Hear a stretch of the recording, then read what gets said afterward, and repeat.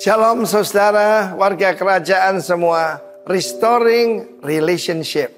Dan kita melihat contoh yang sangat jelas itu bagaimana antara Esau dan Yakub. Esau datang dengan 400 tentara. Tujuannya tidak untuk piknik. Dia mau bantai si Yakub dengan semua yang dia punya. Tetapi Tuhan intervensi. Untuk restore harus repent terlebih dahulu. Kita tahu bagaimana di Sungai Yabok, bagaimana Yakub mengaku, aku ini penipu. Aku menipu kakakku. Tapi dia ketemu dengan yang lebih hebat, yaitu Laban. Ya, ayah mertuanya, saudara, kakak dari ibunya. Itu saudaraku, kalau saya katakan kalau ini cuma ular tua, yang itu ular beracun, kalau itu naga beracun. Tuhan bisa pakai segala keadaan. Tapi antara Laban dengan Yakub pun sudah pernah terjadi, yaitu pemberesan. Sekarang dengan Esau, dia sangat manipulatif. Sebelum ketemu dengan Tuhan, sebelum namanya diganti Israel, dia taruh yang paling depan itu gundi-gundinya, anak-anak dari gundinya. Dan sebelumnya dia mencoba appease hati daripada Esau dengan memberikan hadiah. Pemberian yang hadiah diam-diam itu bisa menyentuh hati. Tidak, dendam kesumat. Dan apa yang terjadi kemudian yang berikutnya, anak-anak Lea, terakhir Rachel. Dan dia di belakang. Pemimpin macam apa ini? Inilah Yakub. Tetapi begitu dijamah oleh Tuhan, dia ada di depan dan dia sujud merendahkan diri di depan Esau. Dan satu saya bayangkan, mungkin maaf ini dia sudah pipis di celana, mungkin. Tetapi apa yang terjadi? Esau datang, bukan menebas kepalanya, tapi memeluk dan mencium dia. Dan luar biasa, apapun yang dia sediakan untuk Esau ditolak oleh kakaknya. Karena Tuhan juga memberkati dia, sekalipun dia harus hidup dengan pedangnya. Ada berkat kelas silver, kalau ini dapatkan yang gold blessing, yang satunya silver blessing. Tapi Allah tidak pernah lupa. Kita lihat keturunan Ismail. Wah, secara ekonomi luar biasa, saudara. Bukan cuma keturunan daripada Ishak, ya, ataupun keturunan dari Israel. Kita melihat, karena itu kita ini persemakmuran dengan Israel. Tapi ada Esau-Esau dalam hidup kita yang harus kita hadapi. Ketika saya bertobat, saudara, ya, saya cerita, saya bertobat tahun 45 tahun yang lalu. Saya punya seorang teman yang musuh besar saya. Bahkan kita sudah hampir baku hantam. Nah, saya ini insinyur kok mau berkelahi. Dan pada saat itu, pada waktu saya bertobat, saya ampuni apa yang dia lakukan. Dan pertama kali keluar rumah sakit, saya bisa jalan, disembuhkan Tuhan. Saya datang ke rumahnya. Waktu saya datang ke rumah, dia pasang kuda-kuda. Saya datang dengan maksud damai, saya bilang begitu. Dan yang luar biasa, saudara, putri daripada teman saya itu, yang dulu musuh saya, sekarang jadi jemaat kita. Bukankah itu luar biasa? Ya, saya 60 mengatakannya, anak-anak dari orang-orang yang membenci engkau, yang menganiaya engkau, akan datang dan berkata, di antaramu ada Tuhan. Puji nama Tuhan, dan saya berdoa kiranya semua warga negara yang mendengar, kerajaan Allah yang mendengarkan pesan ini, find your Esau. Dan saudara tidak usah khawatir kalau Tuhan turun tangan. Tapi ketakutan itu membuat Yakub menjadi Israel. Saudara, dan saat itu dia bilang, berkati aku, siapa namamu? Malaikat Tuhan tidak menjawab. Ya, kenapa kamu tanya namaku? Ya. Dan dia adalah Kristus sendiri. Itu adalah Kristofani, penampakan Kristus dalam perjanjian lama. Kiranya Tuhan punya encounter yang baru dengan Anda dan saya. Dalam nama Tuhan Yesus, amin. Haleluya, shalom. Sekali lagi shalom. Shalom. Ya, kita semua adalah umat yang mengasihi dan dikasihi Tuhan. Mari senantiasa kita memiliki kerinduan untuk senantiasa memuji dan menyembah nama Tuhan. Sebab Dia Allah yang layak dipuji dan ditinggikan. Dia Allah yang terlalu baik bagi setiap kita. Dia Allah yang ajaib, bahkan perbuatannya terlalu ajaib. Terima kasih Tuhan. Terima kasih Tuhan. Kami bersyukur Tuhan, sampai saat ini, bahkan sampai detik ini, Tuhan senantiasa menyertai setiap kehidupan kami. Apapun keadaan hidup kami Tuhan, Kami mau nyatakan bahwa kami senantiasa menyembah Engkau. Engkau baik dalam hidup kami Tuhan. Bahkan Engkau baik dalam setiap keluarga kami Tuhan. Kami juga berdoa bagi bangsa Indonesia dan kota kami, kota Jember. Dimanapun Tuhan tempatkan kami, biarlah kami boleh menjadi berkat di kota ini Tuhan. Diberkatilah bangsa Indonesia, diberkatilah kota Jember, diberkati airnya, udaranya, bahkan tanahnya. Apapun yang ada di bangsa Indonesia dan kota Jember, semuanya dalam kendali tangan Tuhan. Terima kasih Yesus. Semua masyarakat yang ada diberkati dalam nama Tuhan Yesus. Kami juga menyerahkan setiap pemimpin-pemimpin bangsa dan kota yang Tuhan sudah pilih dan tetapkan. Kami berdoa untuk Bapak Presiden dan Wakil Presiden, untuk TNI Polri, semua keamanan yang bertugas untuk menjaga bangsa Indonesia dan kota Jember. Diberkati, diberikan kekuatan bahkan kesehatan. Kami juga berdoa untuk setiap pemimpin-pemimpin yang ada di pelosok-pelosok daerah. Biarlah tanda-tanda ajaib itu menyertai kehidupan mereka. Terima kasih Tuhan, terima kasih Bapa. Kami juga menyerahkan pemimpin gereja kami. Berkati Pastor Timotius Arifin dan istri. Juga gembala sidang yang kami kasihi, Pastor Benny Kristanto dan istri. Dimanapun hamba-hambamu ini pergi untuk melayani Tuhan, penyertaan Tuhan ajaib bagi hamba-hambamu ini. Bahkan Tuhan sudah melimpahkan berkat yang luar biasa bagi setiap hamba-hambamu ini Tuhan. Kekuatan, kesehatan, hikmat yang senantiasa baru tercurah bagi setiap pemimpin-pemimpin rohani kami ini Bapa. Terima kasih Tuhan. Ini kami umat-Mu datang menyembah Engkau. Sebab kami rindu Tuhan. Sebab kami rindu untuk senantiasa mengenal Engkau Tuhan. Untuk senantiasa semakin serupa dengan Engkau Tuhan. Terima kasih Yesus. Terima kasih Bapa.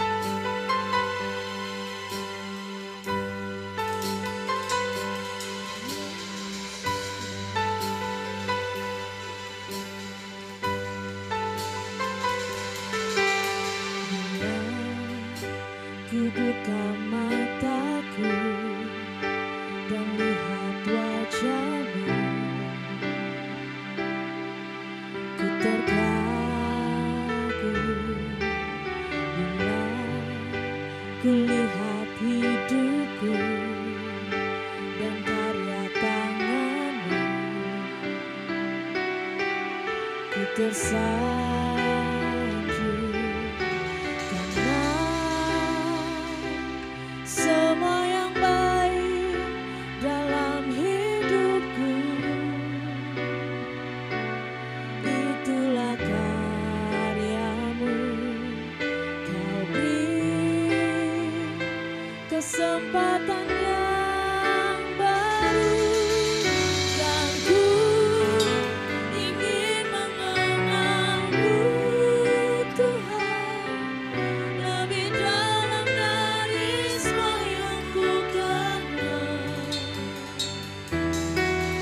Tiada kasih yang melebihi-Mu, ku ada untuk menjadi penyembah-Mu. Biarlah pujian ini menjadi kerinduan setiap kami Tuhan. Bila ku buka mataku dan lihat wajah-Mu, kami terkagum Tuhan. Ku terkagum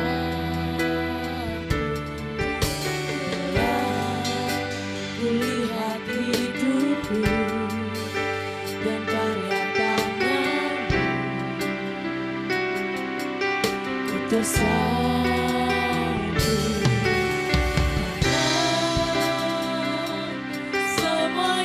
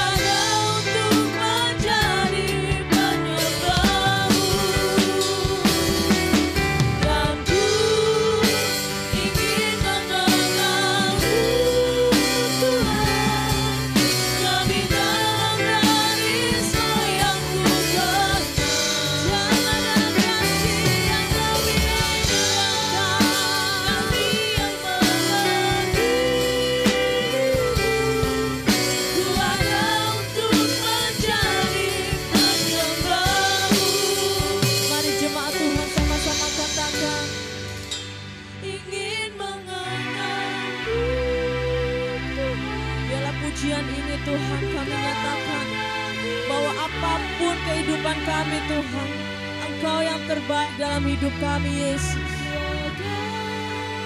Kasih yang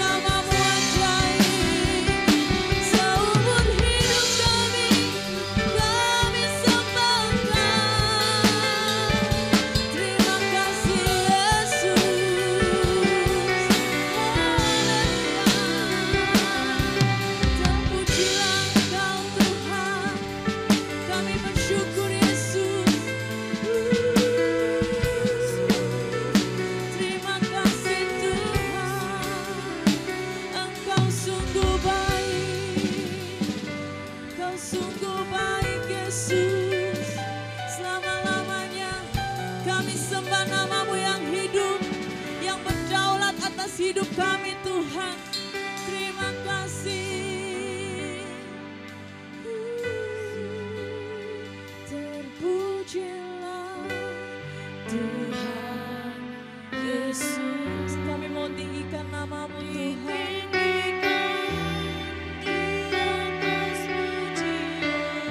Ini ucapan syukur kami Yesus. Dari dalam lubuk hatiku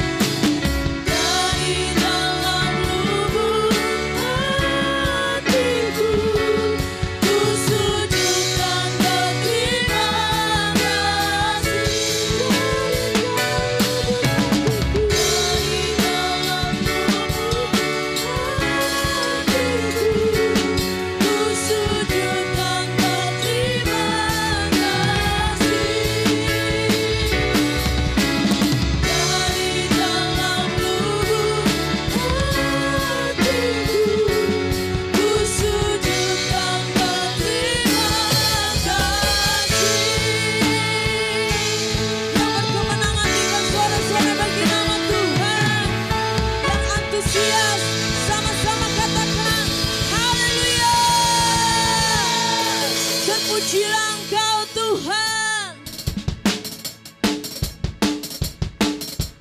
Namamu ajaib Tuhan, namamu agung, Engkau yang layak dipuji. Haleluya.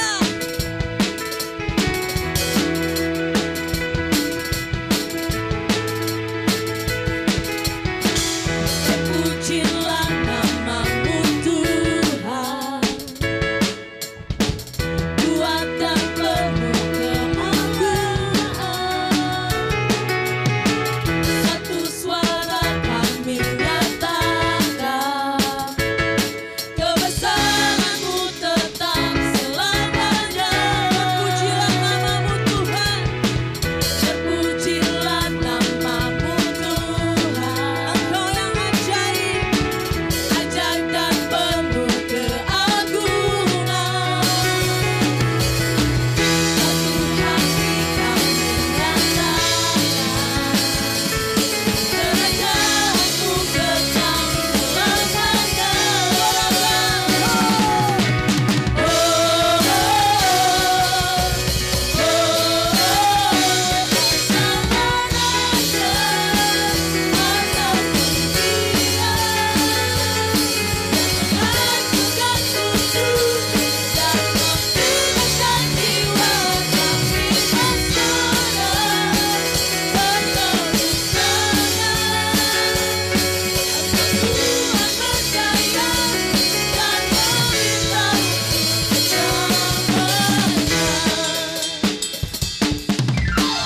Terpujilah namamu Tuhan, namamu ajaib Tuhan, ajaib dan penuh keagungan. Satu hati kami nyatakan, kerajaan-Mu kekal selamanya.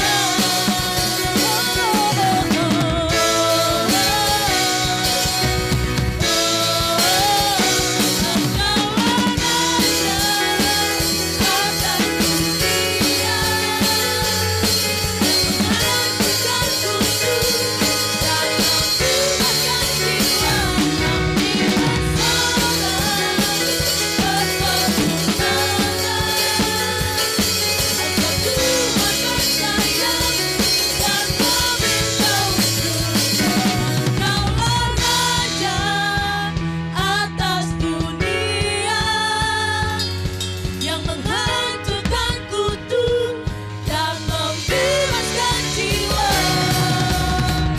Engkaulah Raja atas dunia yang menghancurkan kutu dan membebaskan jiwa. Kami berserah, tetap Tuhan percaya dan meminta untuk selamanya.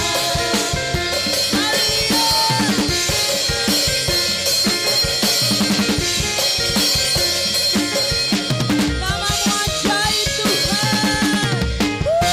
Haleluya.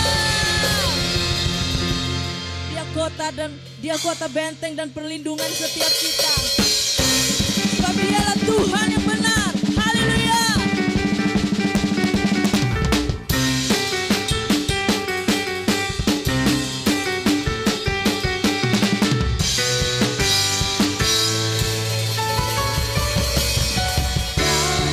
Gunung batuku dan Kau, kota bentengku, tak akan ku ragu. Kau yang jamin hidup kami Tuhan.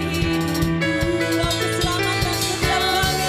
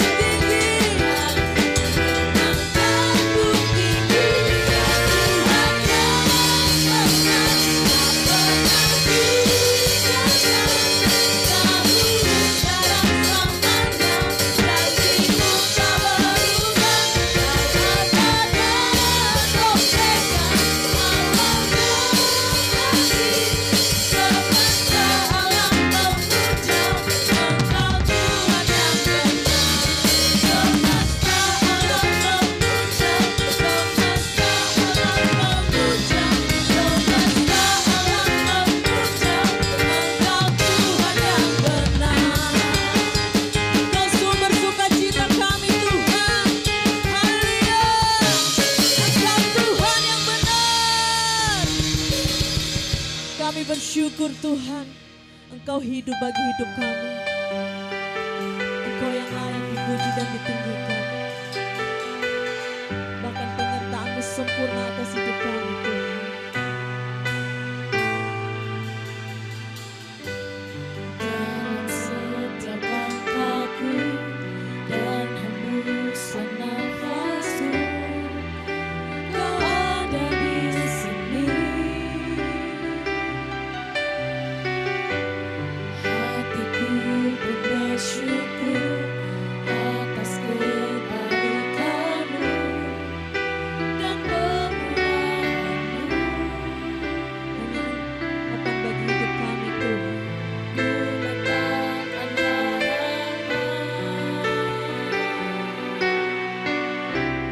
hanya dalam nama-Mu. Yesus, Kau besar, kuasa-Mu ajaib, janji-Mu setia untuk selamanya. Yesus, Kau besar, kasih-Mu nyata, Kau ditinggikan untuk selamanya. Selamanya.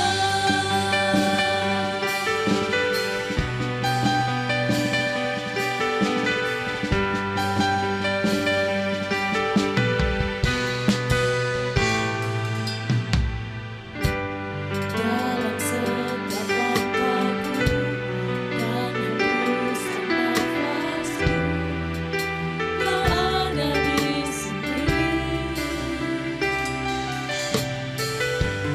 Hatiku pun bersyukur atas kebaikan-Mu dan kemurahan-Mu. Kami letakkan harapan kami hanya bagi-Mu Tuhan.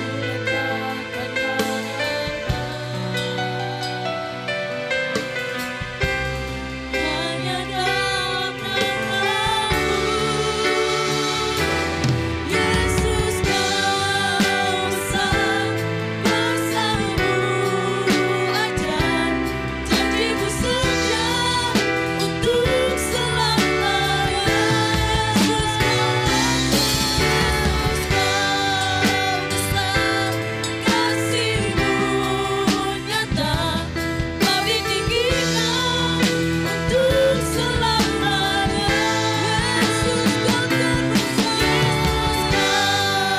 terbesar, yang terbesar, ajaib, janji-Mu setia untuk selamanya. Yesus, Kau besar, kasih-Mu nyata, Kau ditinggikan untuk selamanya. Yesus, Kau terbesar, kuasa-Mu ajaib, janji-Mu setia untuk selamanya. Hanya nama Yesus, Kau besar, kasih-Mu nyata, Kau ditinggikan untuk selamanya. Kau ditinggikan untuk selamanya. Kau ditinggikan untuk selamanya.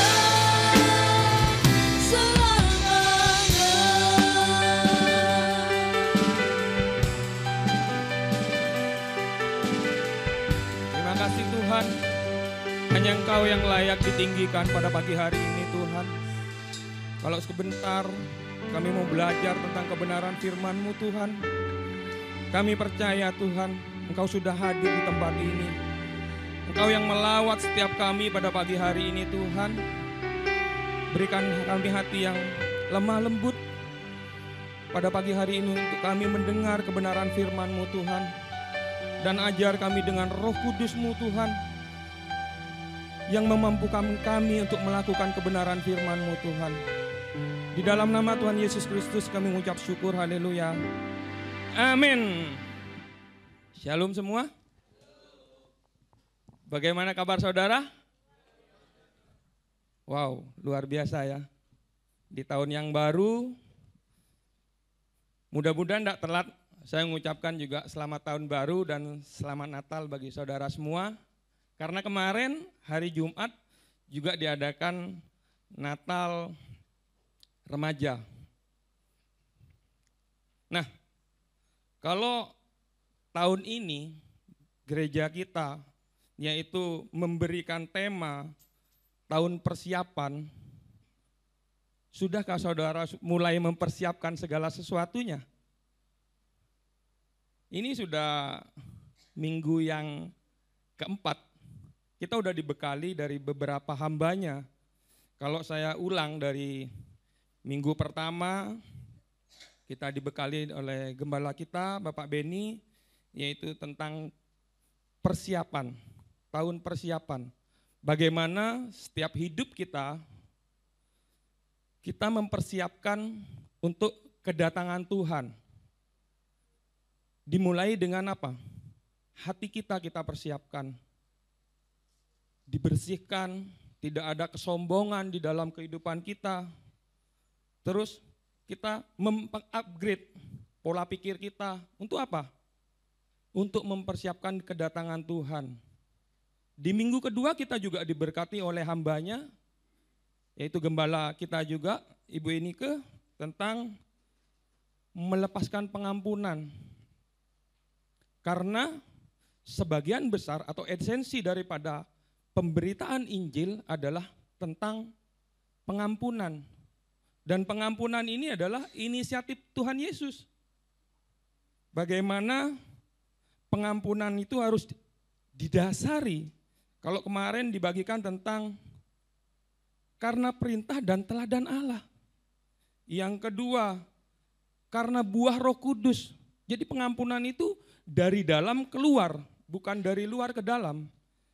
Dan yang ketiga, tidak ada yang terselubung. Dalam artian di sini murni, benar-benar. Karena aku mengampuni. Karena itu karena Tuhan. Dan yang minggu ketiga juga tidak kalah dahsyatnya, kita diberkati dengan hambanya Bapak Beni Patinasarani tentang bagaimana memulihkan suatu hubungan. Hidup kita di dalam perjalanan kekristenan kita tidak lepas dengan namanya orang-orang yang ada di sekitar kita. Pasti karena kita dekat dengan orang-orang yang ada di sekitar kita, ini tidak memungkinkan dengan tidak adanya gesekan. Pasti ada yang namanya gesekan. Karena apa? Karena kita dekat. Tetapi apa yang Tuhan mau? Supaya apa? Kita dimurnikan. Kalau kemarin dibagikan tentang bagaimana di dalam pemulihan hubungan itu harus ada sikap yang harus kita kembangkan dan ada sikap yang harus kita buang. Kemarin dikatakan bahwa kita harus membangun yang namanya kolaborasi, bukan kompetisi. Yang kedua juga kita harus membangun yang namanya komunikasi, bukan asumsi. Tak pikir. Akhirnya jadi apa? Kepikiran. Dan yang ketiga kemarin juga dibagikan tentang kontribusi, bukan basa-basi. Dalam artian kontribusi di sini, ayo kita ambil bagian. Kita yang lebih inisiatif dahulu. Jadi bukan cuma sekadar bisa kita bicara, tetapi ada tindakan yang harus kita ambil. Dan pada minggu keempat, saya beri judul pada pagi hari ini tentang yaitu berkat penerimaan. Berkat penerimaan di minggu ini. Untuk menerima orang lain ini tidak mudah. Saya ada sebuah kisah, ada seorang remaja, ya kalau dibilang ya, kalau istilah sekarang madesu, masa depan suram. Remaja ini sebuah keluarga yang baik-baik saja, yang ekonominya ya lumayan, terus suatu saat ada yang namanya penjarahan, akhirnya kena jarah. Nah disinilah mulai keluarga ini perekonomiannya mulai mengalami yang namanya penurunan. Penurunan sehingga salah satu anak daripada keluarga ini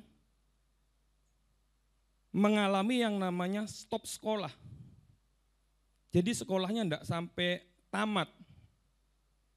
Kalau orang-orang bilang mungkin anak ini sudah tidak memiliki yang namanya harapan. Mau kerja apa sekarang? Mau usaha apa? Apa yang dia bisa dengan pendidikan seminim gini? Sampai suatu saat keluarga ini pindah ke suatu kota dan di kota itu mulai merintis yang namanya usaha. Demikian juga anak ini yang tadinya di kota A, dia ikut menghampiri keluarganya yang pindah ke kota B. Di sana dia mencari pekerjaan. Dengan lowongan 1, lowongan 2, tanya, "Om, boleh bantu-bantu di sini, Om?" Tetapi tidak ada yang menerima. Sampai suatu saat ada seorang pengusaha yang memiliki suatu usaha, anak ini datang bersama saudaranya dan dia mulai bercakap, "Om, saya boleh belajar di tempat ini?" Lalu seorang pengusaha ini bilang, silakan, berapa hari?" Dan anak ini menjawab, "Sampai bisa, Om."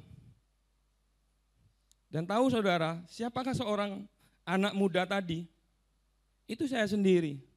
Bagaimana saya mengalami berkat di pada waktu ada orang yang mau menerima saya. Ini yang saya mau bagikan pada saudara pada pagi hari ini, bahwa ada berkat di dalam penerimaan itu. Saya sampai berdiri sampai saat ini, bisa sampai saat ini, karena ada orang-orang yang peduli, orang-orang yang mau menerima apa adanya di dalam kehidupan saya. Memang tidak mudah untuk menerima orang lain. Apa yang firman Tuhan katakan di dalam menerima? Roma 15 ayat 7 dikatakan bahwa sebab itu terimalah satu akan yang lain, sama seperti Kristus juga telah menerima kita untuk kemuliaan Allah. Amin. Jadi terimalah satu akan yang lain. Saya bersyukur, saya memuji, memuliakan Tuhan. Kalau saya sampai saat ini bisa di posisi ini, karena ada orang-orang yang menerima saya.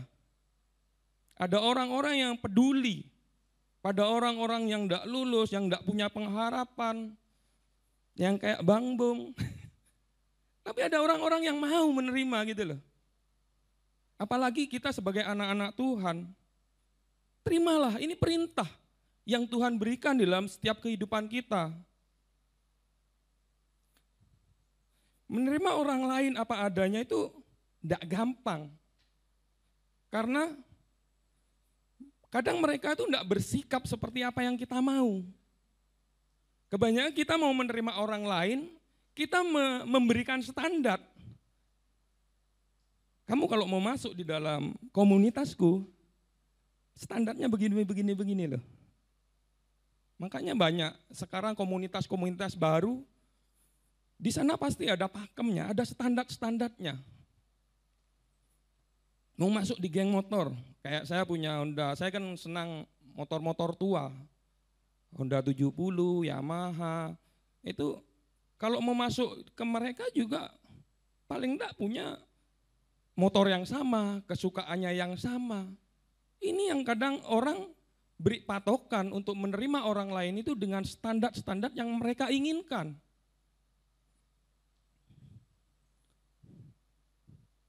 Sesungguhnya setiap kita itu tidak berhak. Untuk apa? Untuk memberi patokan kepada orang-orang yang ada di sekitar kita untuk kita bisa menerima dengan standar yang kita mau. Karena apa? Itu hanya haknya Tuhan. Bahkan Tuhan sendiri yang punya hak Dia enggak pakai standar untuk menerima orang-orang. Kadang orang itu maunya Tuhan kamu kudus, kamu udah tak pisahkan, kamu sudah tak khususkan. Tetapi orang itu tetap jatuh bangun di dalam dosa.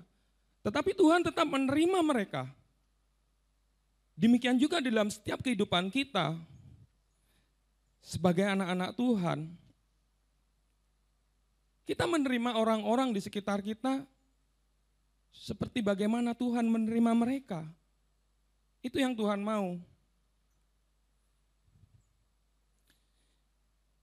Kadang kita ingin jadi berkat, membuat orang lain itu bertumbuh dengan kita menerima mereka. Tapi balasannya kadang apa?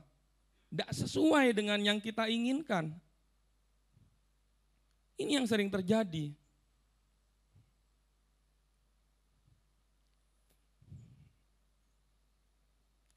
Karena ketika kita bertumbuh,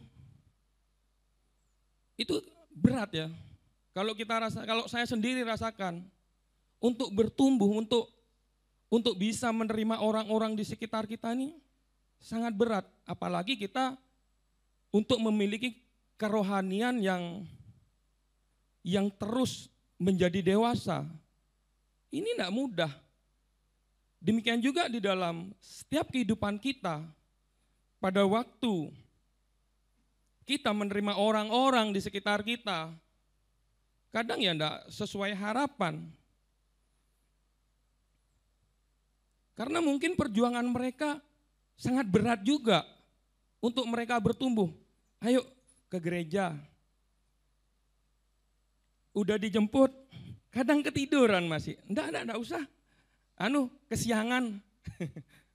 Berat. Memang berat. Karena apa?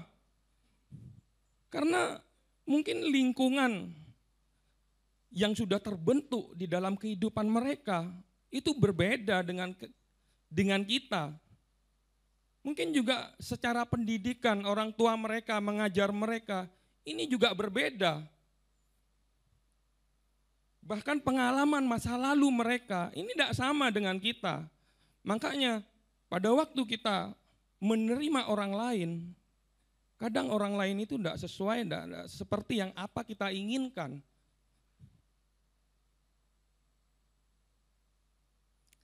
Oleh sebab itu ketika kita dipertemukan dengan orang-orang yang tidak sesuai dengan ukuran dan standar kita harus menerimanya dengan tulus. Itu yang Tuhan mau. Seharusnya kehadiran kita di dalam setiap kehidupan orang-orang yang ada di sekitar kita, yang kita terima, itu kita bisa menjadi berkat. Karena Tuhan jadikan kita ini berkat untuk bangsa-bangsa.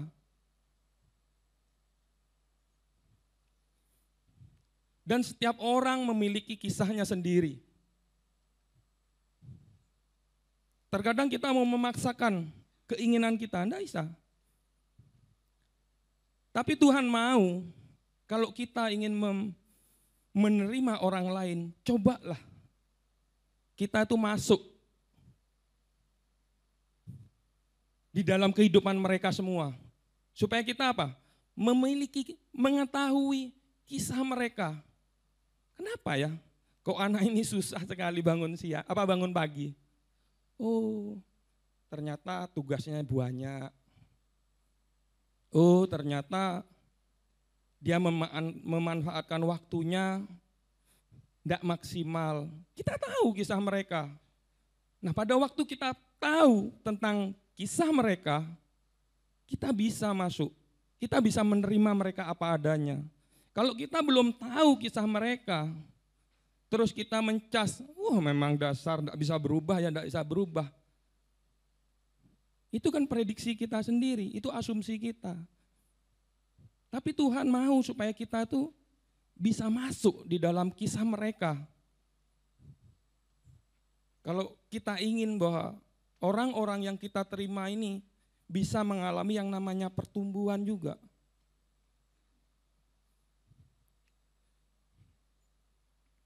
Dan apapun kondisi mereka, Kita harus jadi teladan buat mereka.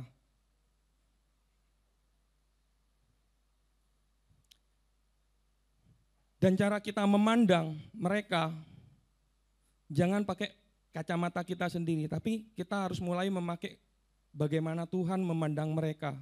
Seperti kita pun, kita diterima oleh Tuhan dengan segala kekurangan kita. Dableke semua wis. Kita diterima oleh Tuhan, demikian juga yang Tuhan mau dalam setiap kehidupan kita. Kita menerima mereka apa adanya.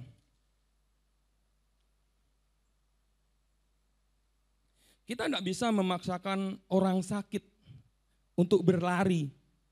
Tetapi yang bisa kita tuntun mereka. Itu yang Tuhan mau. Kita harus tahu kondisi mereka.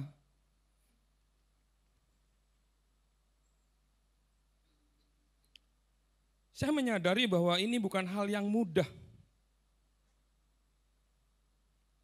Untuk apa? Untuk mempraktekkan hati Tuhan. Tapi bukan berarti tidak bisa. Ada Roh Kudus di dalam kehidupan kita yang memampukan kita. Oleh sebab itu, kita harus tahu bagaimana pada waktu kita menerima orang lain, itu karena apa sih?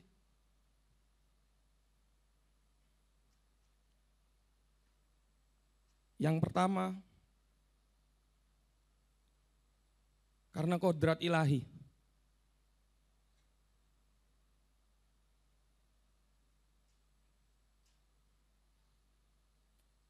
Kejadian 2 ayat 18. Tuhan Allah berfirman, tidak baik kalau manusia itu seorang diri saja. Aku akan menjadikan penolong baginya yang sepadan dengan dia. Memang ayat ini berbicara tentang suami istri juga. Tapi saya dapatkan lebih jauh lagi bahwa kalau orang-orang itu ada di sekitar kita, itu untuk apa? Untuk menolong kita. Dan kita juga untuk menolong mereka. Itu yang saya dapatkan dari kebenaran firman ini. Bagaimana bahwa kita sebagai makhluk sosial tidak bisa yang namanya hidup sendiri. Kita butuh orang lain.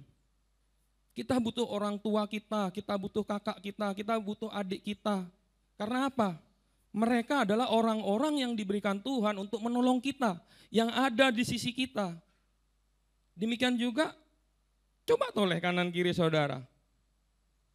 Mereka ini adalah penolong yang dikirimkan Tuhan untuk saudara terus diasah. Kalau saudara lahir dalam sebuah keluarga, aku sakjane tidak gelem lahir di keluarga ini, karena ruwet gitu loh. Tapi di sana ada tujuan Tuhan. Di sana ada tujuan Tuhan. Kalau sampai saudara mengingkari bahwa saudara itu tidak mau ada dalam sebuah keluarga yang Tuhan tetapkan, saudara sedang melanggar atau keluar dari, saudara sedang tidak percaya bahwa kodrat ilahi itu tentang kodrat ilahi. Tuhan tempatkan saudara di kota Jember, itu bukan kebetulan. Ada maksud Tuhan yang Tuhan mau lakukan untuk saudara.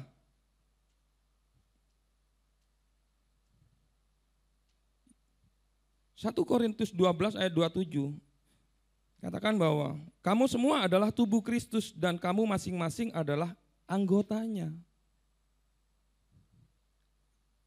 Orang-orang yang ada di sebelah kanan kiri saudara, di belakang saudara, di depan saudara, sama-sama anggota tubuh Kristus. Ini wis kodrat ilahi yang saudara tidak bisa mengingkarinya. Itu yang pertama. Yang kedua, kenapa kok kita perlu menerima orang lain? Karena ada namanya pendewasaan.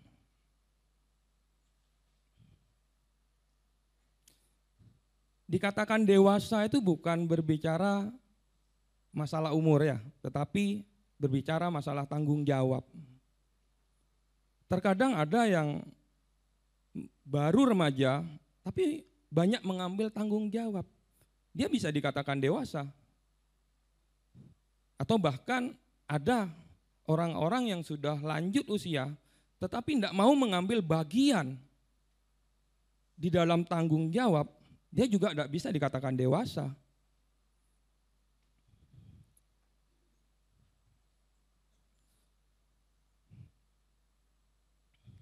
Kalau kita baca di Amsal 27 ayat 17 dikatakan bahwa besi menajamkan besi, orang menajamkan sesamanya. Proses kedewasaan itu terjadi ketika kita bergesekan. Kalau besi menajamkan besi, sedangkan orang menajamkan sesamanya. Siapa yang Tuhan taruh di dalam kehidupan saudara, entah suami saudara, entah anak-anak saudara, entah teman saudara, itu untuk apa? Untuk menggesek saudara, jadi panas. Apalagi katanya bapak-bapak baru pulang, belum duduk wis ngeroweng kata. Ya, belum duduk wis ngeroweng. Ya. Itu untuk apa? Puji Tuhan, berarti saya terus didewasakan kan gitu. Jadi orang-orang di sekitar kita Tuhan pakai untuk apa? Untuk menggesek setiap kita. Supaya kita apa? Mengalami yang namanya kedewasaan.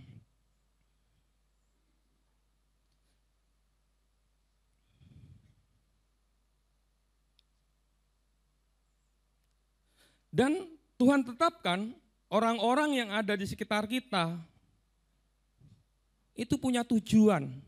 Ada tujuan di dalam Tuhan menetapkan orang-orang itu ada di sekitar kita. Kalau kita baca di Yeremia 1 ayat 5, sebelum aku membentuk engkau dalam rahim ibumu, aku telah mengenal engkau, dan sebelum engkau keluar dari kandungan, aku telah menguduskan engkau. Aku telah menetapkan engkau menjadi nabi bagi bangsa-bangsa. Ini firman Tuhan datang kepada Yeremia. Kalau pada pagi hari ini firman Tuhan kita baca, kita dengar, firman Tuhan itu datang dalam setiap kehidupan kita. Bagaimana Tuhan memilih saudara dan saya di waktu masih kandungan. Dan Tuhan juga udah menetapkan, udah membentuk kita. Dia mengenal kita, menguduskan. Artian di sini dipisahkan, dikhususkan katanya Tuhan. Dan sudah menetapkan kita. Ada tujuan yang Tuhan mau di dalam setiap kehidupan kita. Dengan kita menerima orang lain, di sini namanya ada Tuhan membentuk kita. Nah, sekarang kadang ada orang yang tidak puas dengan keadaannya sendiri. Saudara harus tahu bahwa Tuhan yang membentuk saudara. Demikian juga pada waktu saudara ada di orang-orang, Tuhan tetapkan saudara ada di tengah-tengah orang-orang yang ada di sekitar saudara. Mereka-mereka ini ya Tuhan yang membentuk. Jadi pada waktu kita menolak mereka, sesungguhnya saudara sedang menolak Tuhan yang membuat, yang membentuk.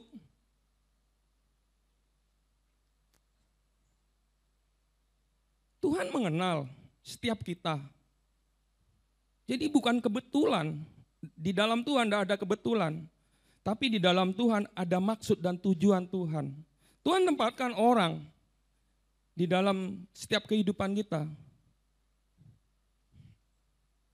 Karena Tuhan mengenal setiap orang itu. Kalau aku tempatkan orang ini di sisimu, untuk apa? Untuk tujuanku. supaya kamu terus dikuduskan, dimuliakan, supaya kamu terus diproses. Tapi banyak orang yang tidak mau. Tidak mau ditempatkan dengan orang-orang yang ada di sekitarnya. Tidak mau diproses. Padahal kalau orang yang dewasa, mereka tidak lagi memikirkan tentang dirinya sendiri. Dalam artian dia udah beres dengan dirinya sendiri. Yang ada adalah di pikiran dia. Untuk apa? Untuk orang lain hidupnya. Ini Tuhan mau supaya kita itu mengerti maksud dan rencana Tuhan. Kenapa kok orang-orang ini ada di sekitar kita? Dan pada waktu kita menerima orang-orang di sekitar kita, itu berarti apa? Ada tujuan Tuhan di dalam kehidupan kita.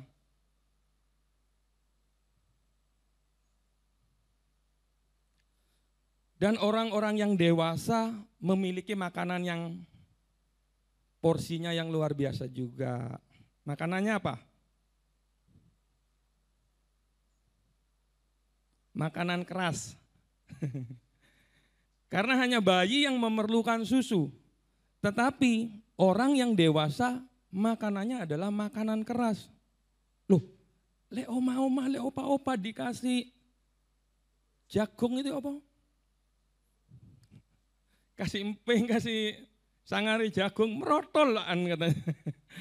Dalam artian di sini bukan secara jasmani makanannya ya, tetapi secara rohani. Jadi dalam artian di sini kalau kita baca dulu, nah ini di Ibrani 5 ayat 14 dikatakan bahwa tetapi makanan keras adalah untuk orang-orang dewasa yang karena mempunyai panca indera yang terlatih untuk membedakan mana yang baik daripada yang jahat. Jadi makanannya makanan keras. Dalam artian makanan keras di sini, pada waktu kita ngumpul dengan orang-orang di sekitar kita, pasti yang namanya gesekan ada. Kadang salah paham itu ada. Omongannya kadang nyeletus, membuat sakitnya tuh di sini. Itulah makanan kita. Itulah yang disebut makanan keras. Ada yang senyum-senyum juga. Tapi itulah makanan keras bagi orang-orang yang dewasa. Karena ini yang Tuhan mau. Siapa yang di sini mau tetap jadi anak kecil?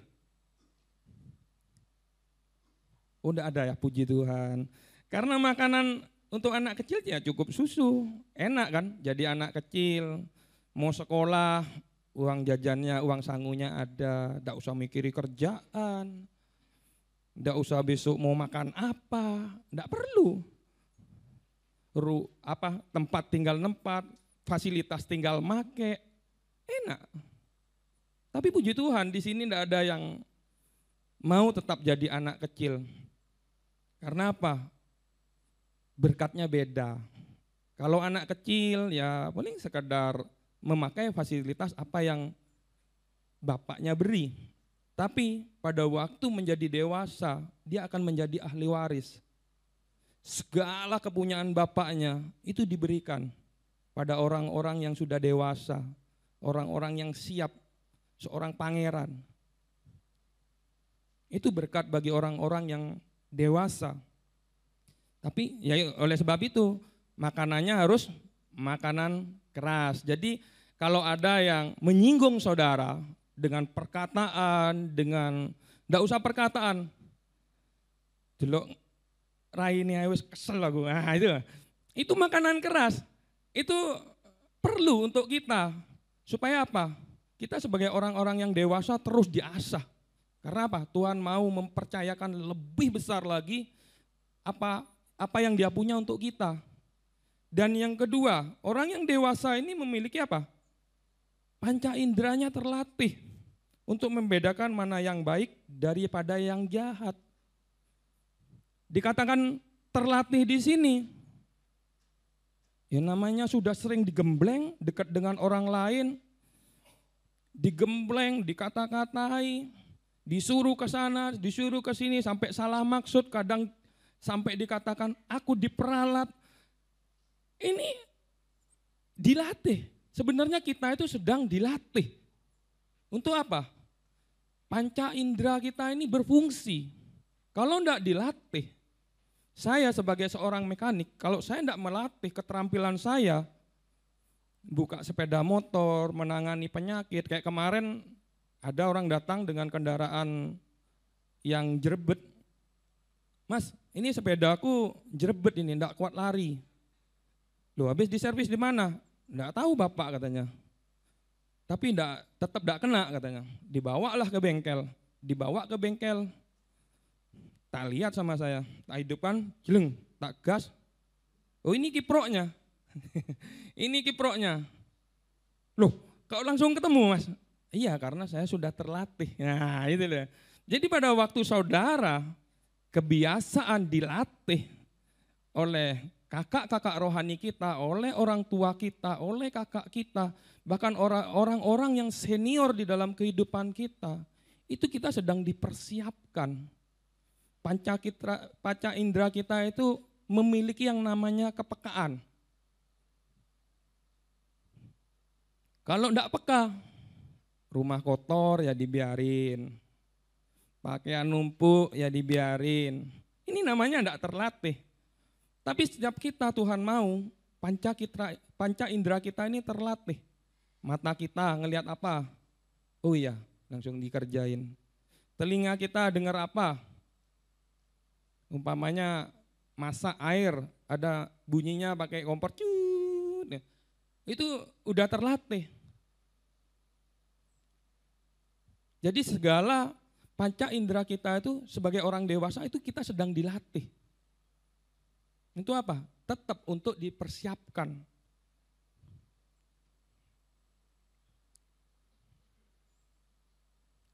Dan setiap proses pendewasaan, setiap proses pada waktu kita menerima orang di sekitar kita, itu ada tujuan yang daripada Tuhan untuk setiap kita. Kalau kita baca di Efesus 4 ayat 13. Sampai kita semua telah mencapai kesatuan iman dan pengetahuan yang benar tentang anak Allah, kedewasaan penuh, tingkat pertumbuhan yang sesuai dengan kepenuhan Kristus. Ini tujuannya. Orang-orang ada di sekitar kita. Supaya kita mencapai kesatuan iman. Kita memiliki iman yang kuat. Karena akhir zaman ini tidak mudah untuk kita lalui. Kita butuh orang-orang di sekitar kita yang mendukung kita supaya iman kita tetap bertumbuh. Memiliki pengetahuan yang benar tentang anak Allah. Tidak gampang diombang-ambingkan oleh berbagai ajaran. Orang mau bilang A, mau bilang B, mau bilang C. Tapi kita memiliki pengenalan, pengetahuan yang benar. Pada waktu kita memiliki pengetahuan yang benar, kita tidak mudah diombang-ambingkan. Dan kepenuhan Kristus. Ini yang tujuan yang utama juga. Supaya apa? Setiap kita menjadi serupa dengan Tuhan. Ayo, setiap kita pada pagi hari ini, pesan Tuhan jangan hanya dilewatkan. Jangan hanya dengar masuk kanan atau keluar kiri. Tetapi apa yang Tuhan bicara di dalam hidup saudara pada pagi hari ini. Tuhan mau bahwa kita sebagai representatifnya, kita mau menerima orang-orang yang ada di sekitar kita. Entah itu berat tantangannya atau ringan. Tapi percayalah di sana ada kodrat ilahi Tuhan yang kita tidak bisa ingkari. Yang kedua, itu adalah sebagian proses untuk setiap kita mengalami yang namanya pertumbuhan. Dan pertumbuhan ini terus menuju kepada keserupaan dengan Tuhan. Itu yang Tuhan mau. Tuhan Yesus memberkati. Mari kita berdoa. Mari. Tuhan, mengucap syukur. Hamba-Mu sudah menyampaikan kebenaran firman-Mu. Biarlah kebenaran firman-Mu ini itu memerdekakan setiap kita pada pagi hari ini Tuhan. Roh Kudus terus bekerja, terus mengajar. Terima kasih Tuhan, di dalam nama Yesus ucap syukur, haleluya. Amin.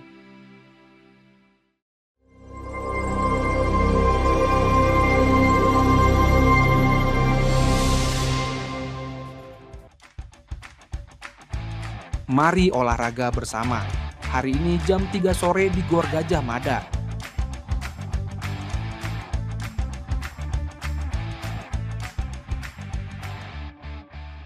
Komunitas Kerajaan atau KK adalah sebuah komunitas yang berkomitmen untuk saling mendukung, saling mendoakan, dan belajar untuk hidup sama seperti Mesias hidup. Kami mengajak bagi Anda yang rindu tertanam di dalam KK, segeralah bergabung dan hubungi Bapak Adi Chandra atau Rock Center Jember. Mari kita bersama-sama berdoa untuk bangsa dan kota kita. Dalam doa pagi melalui Zoom, yang diadakan setiap hari Sabtu pukul 5 pagi. Ibadah anak, Rocky, setiap hari Minggu pukul 8, bertempat di ruang Rocky House Music Room Mojopahit F1 Jember. Mari para orang tua, dukung anak-anak untuk beribadah dan belajar bersama dalam suasana yang penuh kasih dan keceriaan.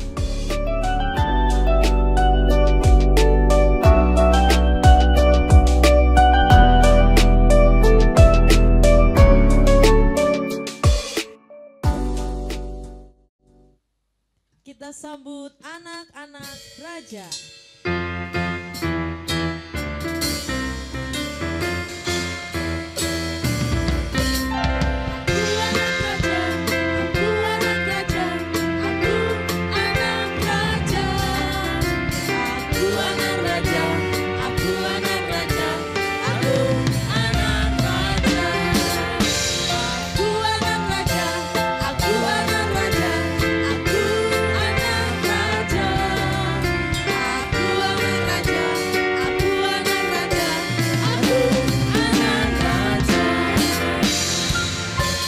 Mari para orang tua bisa berdoa bagi putra-putrinya. Demikian juga saudara yang beribadah secara online, saudara bisa mendoakan anak-anak saudara, apa yang menjadi keinginan saudara. Tadi saya mengajak seluruh jemaat untuk mengulurkan tangan, mendukung apa yang orang tua doakan. Tuhan, terima kasih Tuhan, hamba-Mu bersama jemaat-Mu Tuhan, mengamenkan apa yang orang tua doakan Tuhan. Kami percaya Tuhan apa yang terbaik yang daripada-Mu itu boleh ada dalam setiap anak-anak kami Tuhan. Engkau yang terus membimbing, menjagai tumbuh kembang mereka. Dari anak-anak mereka dibekali oleh kebenaran firman-Mu Tuhan. Dan kami yakin dan percaya Tuhan, masa depan mereka adalah masa depan yang penuh dengan harapan dan sukacita. Di dalam lingkungan sekolah mereka, Engkau yang melindungi menjaga Tuhan. Dengan orang-orang yang mengasihi mereka Tuhan. Mereka dijagai oleh orang-orang di sekitar mereka Tuhan. Karena kemuliaan-Mu ada buat anak-anak kami Tuhan. Terima kasih Tuhan, di dalam nama Yesus hamba mengucap syukur, haleluya. Amin.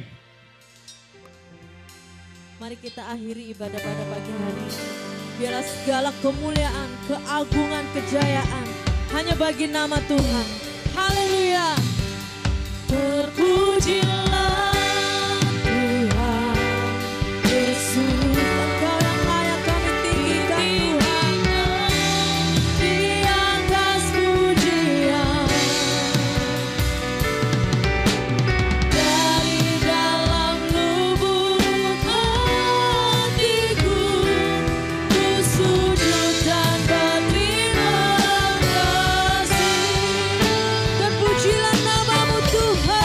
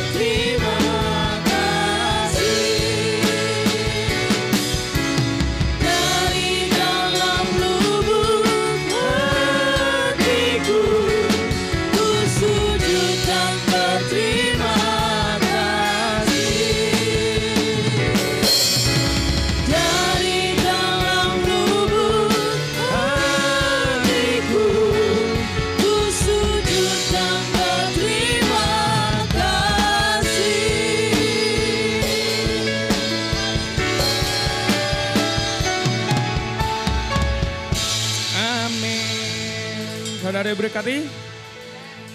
Mari kita akan memberkati pekerjaan Tuhan di tempat ini. Persiapkan persembahan saudara. Tuhan, kami mempersiapkan persembahan untuk pekerjaan-Mu di gereja kami di Rock Jember ini Tuhan. Kami memberi dengan sukacita karena Engkau sudah memberkati kami. Mari angkat kedua tangan saudara. Terimalah berkat yang daripada Tuhan. Tuhan memberkati engkau dan melindungi engkau. Tuhan menyinari engkau dengan wajahnya dan memberikan engkau kasih karunia. Tuhan menghadapkan wajahnya kepadamu dan memberikan engkau damai sejahtera. Dan aku mengurapi engkau dan mengutus engkau untuk menjadi perwakilan kerajaan Allah dimanapun engkau berada. Dan terimalah berkat yang sempurna yang dari Allah Bapa, Putra dan Roh Kudus, di dalam nama Tuhan Yesus Kristus. Haleluya. Amin. Selamat hari Minggu, Tuhan Yesus memberkati.